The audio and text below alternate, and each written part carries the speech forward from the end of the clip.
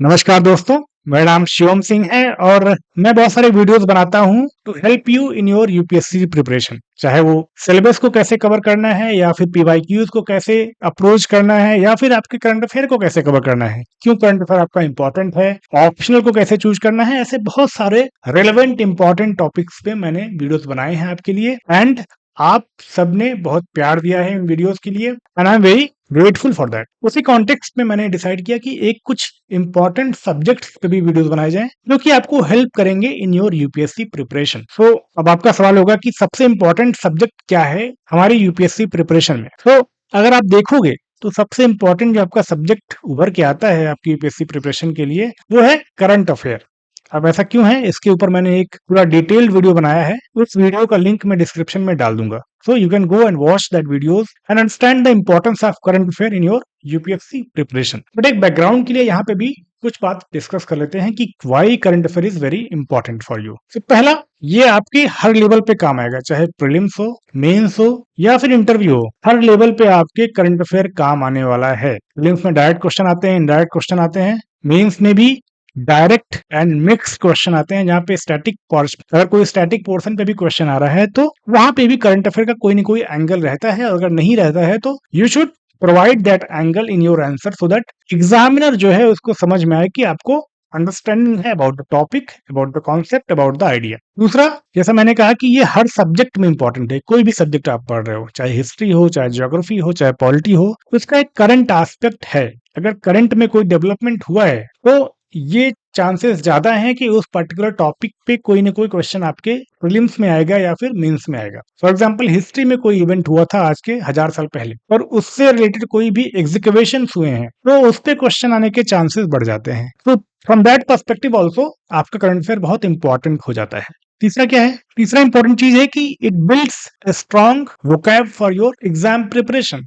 कैसे? बेसिकली जब भी आप मेंस का आंसर लिखते हो तो आपको जरूरत होती है एक स्ट्रॉन्ग वोकैब की, जैसे कि इकोनॉमी का कुछ वोकैब होता है, पॉलिटी का होता है, हिस्ट्री का होता है। और जब आप करंट अफेयर पढ़ते हो तो रेगुलर बेसिस पे आपको इन सब्जेक्ट से कुछ न कुछ इंपॉर्टेंट टर्म्स आपको मिलते रहेंगे विच over a long period of time आपके माइंड में इनग्रेन्ड हो जाते हैं, आपके सबकॉन्शियस में बैठ जाते हैं और जब भी आप आंसर लिखते हो तो वो रिफ्लेक्ट होते हैं आपके आंसर्स में। तो हेल्प करता है आपको एक स्ट्रॉन्ग वोकैब बनाने में for your mains examination.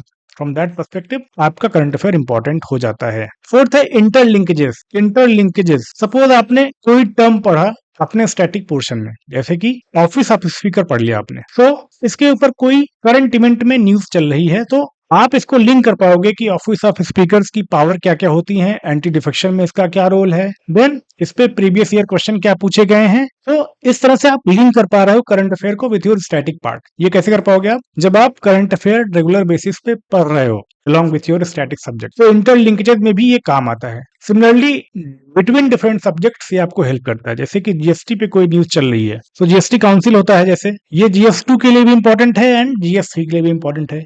Economy में भी जीएसटी का रोल आपको समझ में आना चाहिए और कॉन्स्टिट्यूशनल बैकिंग क्या है जीएसटी काउंसिल की, कैसे ये इंटर स्टेट रिलेशन को स्ट्रॉन्ग करने में हेल्प करता है, वो आपके जीएस2 का पार्ट हो जाएगा। तो आप देख रहे हो कि लिंकेजेस भी बनते हैं अगर आप करंट अफेयर रेगुलरली पढ़ रहे हो तो। बेसिकली ये आपको हेल्प करता है in developing intellectual perspectives on different issues, different subjects. कोई भी इवेंट, कोई भी इशू अगर न्यूज में है उसके बारे में जो डिफरेंट अप्रोचेस हैं, कैसे लोग सोच रहे हैं, क्या क्या इंटेलेक्चुअल पर्सपेक्टिव्स हैं about that particular event, that particular issue, वो आपका डेवलप होता है बाय रीडिंग न्यूज़पेपर। आपने कोई एडिटोरियल पढ़ा जो एक पर्टिकुलर व्यू को सपोर्ट करता है, दूसरे दिन आपने दूसरा एडिटोरियल पढ़ा जिसने दूसरे व्यू को सपोर्ट किया है, तीसरे दिन आपने पढ़ा है कि दोनों का मिक्स भी एक व्यू है या कोई एक अलग ही व्यू है। तो it is helping you develop a comprehensive picture about that issue. और जब आप मेंस में लिखते हो तो ये आपको बहुत ही हेल्प करता है in writing a very comprehensive and a balanced answer. तो इसलिए जरूरी है कि एक जो इंटेलेक्चुअल पर्सपेक्टिव होता है अबाउट वेरियस इश्यूज वो डेवलप होता है थ्रू रीडिंग न्यूज़पेपर। और उससे क्या होता है कि उससे आपको कॉन्फिडेंस भी बिल्ड होता है, बिकॉज आपको पता होता है कि मुझे बहुत सारे टॉपिक्स के बारे में आइडिया है, आपको पता है कि देश दुनिया में क्या चल रहा है। और हम सभी को पता है जैसे कि कॉन्फिडेंस का बहुत बड़ा रोल होता है आपके सिलेक्शन में, चाहे वो प्रीलिम्स हो या फिर आपका मेंस एग्जामिनेशन हो। सो इट इज इंपॉर्टेंट कि आप न्यूज़पेपर पढ़ो on a regular basis. Six क्या है? जब आप रेगुलरली बेसिस पे अपना न्यूज़पेपर पढ़ते हो आपको समझ में आता है कि क्या न्यूज़ आर्टिकल इम्पोर्टेंट है, क्या इश्यू आपको पढ़ना चाहिए और कहाँ पे आपको अपना टाइम बचाना है। क्योंकि आपको पता है कि क्या आर्टिकल इम्पोर्टेंट है। जैसे रशिया यूक्रेन वॉर है, सालों से चल रहा है, तो इसमें 90% जो न्यूज़ होंगे, वो न्यूज़ रिपोर्टिंग है बेसिकली। न्यूज़ एनालिसिस जो है, वो 10% में ही आएगा। उसका इम्प्लीकेशन क्या है, उसका जियो स्ट्रेटेजिक इम्प्लीकेशन क्या है, उसका मिलिट्री इम्प्लीकेशन क्या है, उसका इम्प्लीकेशन ट्रेड पे क्या पड़ रहा है, एग्रीकल्चर पे क्या पड़ रहा है, इंपोर्ट एक्सपोर्ट पे क्या पड़ रहा है, ये सब एस्पेक्ट आपके एनालिसिस वाले पार्ट में आते हैं। सो एनालिसिस वाला जो एस्पेक्ट है वो 10% टाइम ही आपके न्यूज़पेपर में आएगा। तो ये इंपॉर्टेंट है कि आप इस बात को समझो। ये बात को आप कब समझोगे, जब आप रेगुलर बेसिस पे न्यूज़पेपर पढ़ रहे हो आपका। तो ये हो गया करंट अफेयर की इंपॉर्टेंस, जिसकी वजह से हम इसको एक मोर इम्पैक्टफुल, मोर रेलेवेंट मैनर में कवर करने वाले हैं। अब अगला सवाल आपका आता है कि ठीक है, आप कवर करने वाले हो, बहुत अच्छी बात है, गुड फॉर यू, बट आप और लोगों से अलग क्या कर रहे हो? क्योंकि बहुत सारे लोग करंट अफेयर कवर कर रहे हैं, तो आप अलग क्या कर रहे हो? मतलब why should we even watching you? That is a very genuine question. क्योंकि आपके पास टाइम लिमिटेड है और बहुत ही प्रेशियस एंड वैल्यूएबल है। कोई भी कंटेंट अगर आप देख रहे हो, it should be relevant to you, it should be important to you, it should add value to your preparation, only then you should be watching that particular content. So वहां पे मैं आपको बोलना चाहूंगा कि देखो, सबसे पहला काम ये कि I will not be spoon feeding you। अभी मार्केट में क्या दिक्कत चल रही है कि हर कोई आपको स्पून फीड करना चाह रहा है। आपको बोलेंगे कि मैं करंट अफेयर आपका कंप्लीटली कवर करूंगा, you don't have to be doing anything by your own. और एक तरह से आपको लेजी बनाने का प्रयास किया जा रहा है। एक तरह से आपको बताया जा रहा है कि आपको बिना कुछ किए ही एग्जाम निकलवा दूंगा मैं, जो कि पॉसिबल नहीं है, जो कि रियलिस्टिक नहीं है। Basically they are selling you to be lazy. So ऐसा मैं नहीं बोल रहा हूं, I will not be doing this, I will not be spoon feeding you, rather मैं आपको हेल्प करूंगा in learning how to hold your spoon and feed yourself. मतलब कि मैं आपको हेल्प करूंगा in developing your skill of reading your current affair, जिससे कि आप जब एग्जामिनेशन हॉल में जाओ तो जो भी क्वेश्चंस वहां पे आते हैं उनको आप एक राइट मैनर में अप्रोच कर सको, चाहे वो प्रीलिम्स में हो या फिर मेंस में हो। अब ऐसा मैं क्यों बोल रहा हूँ, क्योंकि देखिए एग्जामिनेशन हॉल में चाहे वो प्रीलिम्स का हो या फिर मेंस का हो, वहां पे आपको बैठना है, आपको क्वेश्चंस के आंसर देखने हैं, वहां पे आपको सोचना है, आपको अपनी थिंकिंग के हिसाब से, आपको अपनी अंडरस्टैंडिंग के हिसाब से, आपको अपनी नॉलेज के हिसाब से क्वेश्चंस के आंसर्स या तो मार्क करने हैं या फिर लिखने हैं आपके मेंस एग्जामिनेशन में। तो इस कॉन्टेक्स्ट में क्या सबसे इंपॉर्टेंट है, आपकी ability to think in a right manner with a right framework. तो मेरा काम क्या होगा कि आपको वो फ्रेमवर्क प्रोवाइड करना, आपको वो एबिलिटी प्रोवाइड करना, जिससे कि आप सोच सको उस डायरेक्शन में। पढ़ना देखिए आपको ही पड़ेगा। I will not be saying कि मेरे पढ़ाने के बाद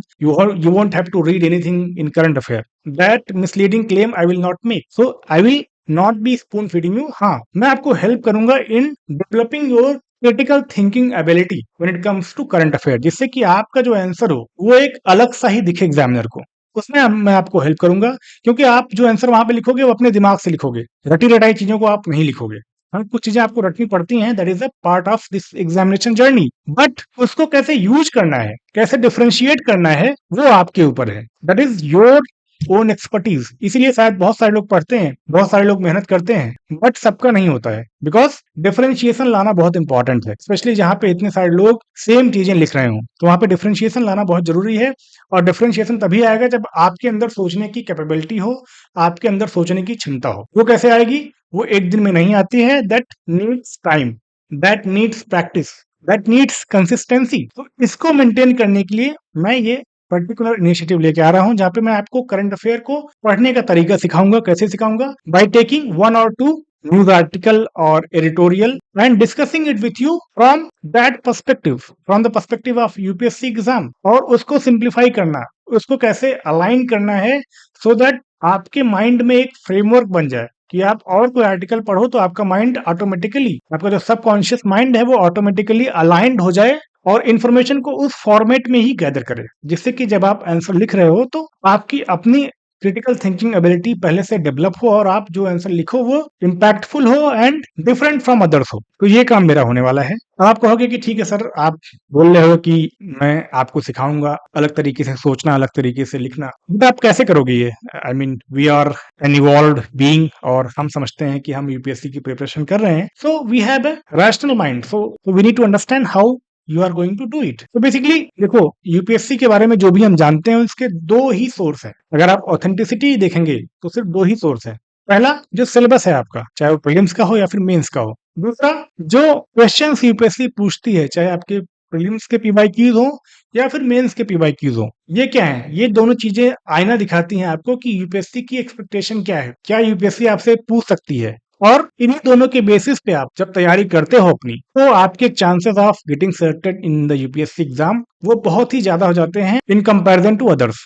ऐसा क्यों? क्योंकि ये एनालिसिस वाला पार्ट बहुत ही बोरिंग काम है। जैसा कि मैंने एक वीडियो में बताया भी है कि एनालिसिस वाला पार्ट बहुत बोरिंग है, और मोस्ट ऑफ द एजुकेटर्स जो करंट अफेयर पढ़ा रहे हैं यूट्यूब पे, वो क्या करते हैं कि आपको इन्फॉर्मेशन फीड कर रहे हैं। They are providing you bullet points, they are providing you keywords, they are providing you everything, and information bombardment कर रहे हैं आपके ऊपर, and sometimes you feel overloaded, sometimes you feel out of control. वो इसलिए क्योंकि आपका अपना दिमाग नहीं लग पा रहा है उसमें। They are making everything for you and that is not helpful for you, specially वहां पे जहां पे यूपीएससी डिमांड करता है कि आपके पास एक थिंकिंग माइंड हो, आपके पास क्रिटिकल थिंकिंग एबिलिटी हो, क्योंकि आप एडमिनिस्ट्रेशन में जा रहे हैं और वहां पे भी टॉप लेवल पे जा रहे हो। आपको डिसीजन मेकिंग आनी चाहिए, आपको क्रिटिकल थिंकिंग आनी चाहिए, आपको डिफरेंट सिचुएशंस में, हाई प्रेशर सिचुएशन में राइट डिसीजन लेना आना चाहिए। वो कैसे आ पाएगा आपको?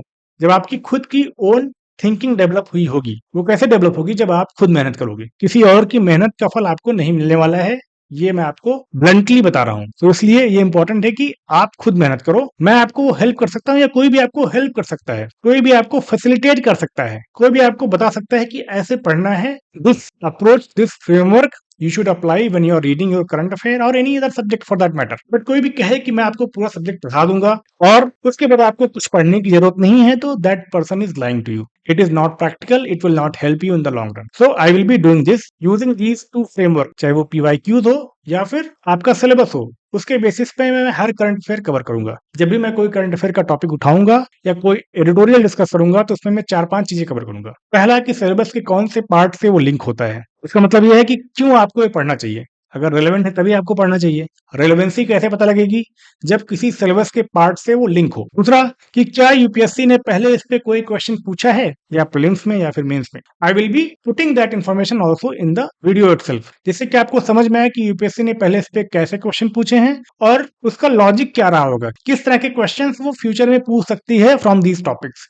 उसकी बात भी मैं करूंगा। साथ में ही मैं आपको उस पर्टिकुलर इन्फॉर्मेशन को सिंप्लीफाई करके भी बताऊंगा कि कैसे आपको अलाइन करना है, कैसे आपको उस इन्फॉर्मेशन को परसीव करना है। क्योंकि कोई एडिटोरियल आया तो शायद वो उस तरह से अलाइन नहीं होगा जिसको आपको यूज कर सकते हो अपने एग्जाम में। क्या क्या इंपॉर्टेंट चीजें हैं जिसको कि आपको फेच करना है फ्रॉम दैट पर्टिकुलर आर्टिकल, वो भी मैं आपको बताऊंगा। एंड इन द एंड मैं आपको कुछ प्रीलिम्स या मेंस के रेलेवेंट क्वेश्चन फ्रेम करके भी दूंगा, जिससे कि आप उनको प्रैक्टिस कर सको इन योर ओन टाइम। और अगर आप मेंस के आंसर्स लिख रहे हो, देन आप उस आंसर को मुझे भेज भी सकते हो ऑन माय टेलीग्राम चैनल, जहां पे मैं उनको इवेल्युएट करके आपको रिवर्ट बैक भी करूंगा कि कैसा आपने लिखा है, क्या क्या जो गैप्स हैं इनको आपको फिल करना चाहिए। And this way I will be covering your current affair. So अब पॉइंट आता है कि सर ठीक है, ये सब बातें हो गई, आप कैसे कवर करोगे? I am satisfied. और अगर आप सेटिस्फाइड नहीं है तो you can ask your question in the comment box also. I will be happy to clarify your doubt in the comment box itself. आप मेरे टेलीग्राम पे भी जुड़ सकते हो। आप अगर नए हो तो चैनल को सब्सक्राइब भी करो, क्योंकि जो भी रेलेवेंट कंटेंट आने वाला है that will help you in your exam preparation. जो मेरे पुराने वीडियोस हैं, you can go and watch them and get clarity on different aspects of your UPSC preparation. So these things will help you in the long run। बात करते हैं कि current affair में मैं क्या क्या कवर करने वाला हूं आपके लिए। तो देखिए, मैं स्टार्टिंग करूंगा एडिटोरियल एनालिसिस से। मैं एक या दो एडिटोरियल लूंगा और उस पे जो मैंने बताया कि सिलेबस से लिंक करना, देन पीवाईक्यूज लिंक करना, चाहे प्री हो चाहे मेंस हो, एंड देन एनालिसिस वाला पार्ट कि क्या क्या चीजें आपको उसमें इंपॉर्टेंट हैं, कैसे जो इन्फॉर्मेशन दी है उसमें उसको कैसे आपको अलाइन करना है, सो दैट आपका जो फ्रेमवर्क है, मेंटल फ्रेमवर्क है, वो विद टाइम ऐसा प्रिपेयर हो जाए कि जब भी कोई आप एडिटोरियल पढ़ो या कोई न्यूज आर्टिकल पढ़ो, तो साइमल्टेनियसली आपका माइंड उस फ्रेमवर्क के अकॉर्डिंग ही उन चीजों को रजिस्टर करे। जो इंपॉर्टेंट इन्फॉर्मेशन है उनको ही रजिस्टर करे instead of remembering all the information, क्योंकि सारे इन्फॉर्मेशन को याद रख पाना मुश्किल काम है। तो अगर आपके पास फ्रेमवर्क रहेगा तो it will help you in developing that particular thought process, जहां पे रेलेवेंट चीजें ही आप रजिस्टर करोगे। नेक्स्ट है कि मैं आपको उस टॉपिक से रेलेवेंट कुछ क्वेश्चन फ्रेम करके दूं, चाहे वो प्रीलिम्स का हो या फिर मेंस का हो। अगर मेंस का है तो you can write that question and send me on my Telegram channel, and वहां पे मैं इवेल्युएट करके आपको वो आंसर शीट दे दूंगा, जहां पे मैं डिटेल्ड रिव्यू प्रोवाइड करूंगा कि क्या क्या अच्छी चीजें आपने लिखी हैं अपने आंसर में और क्या क्या गैप्स हैं जो अभी भी बचे हुए हैं जिनको आपको फिल करने के लिए वर्क करना है। This way I will be covering the editorial analysis. Next हम ट्राई करेंगे कि एक वीकली करंट अफेयर का स्टार्ट करें, सो दैट जो एक वीक में जो इंपॉर्टेंट करंट अफेयर्स हुए हैं उनको अच्छे से कवर किया जाए from your UPSC exam perspective. और तीसरा रहेगा कि जैसे नवंबर लास्ट या दिसंबर स्टार्ट होता है, वहां पे हम डेली करंट अफेयर बेस्ड 5 से 10 एमसीक्यूज कवर करें, जो कि आपको हेल्प करेगा इन योर प्रीलिम्स एग्जामिनेशन। एक और कमिटमेंट तो नहीं कर रहा हूं मैं अभी, but I will try to cover history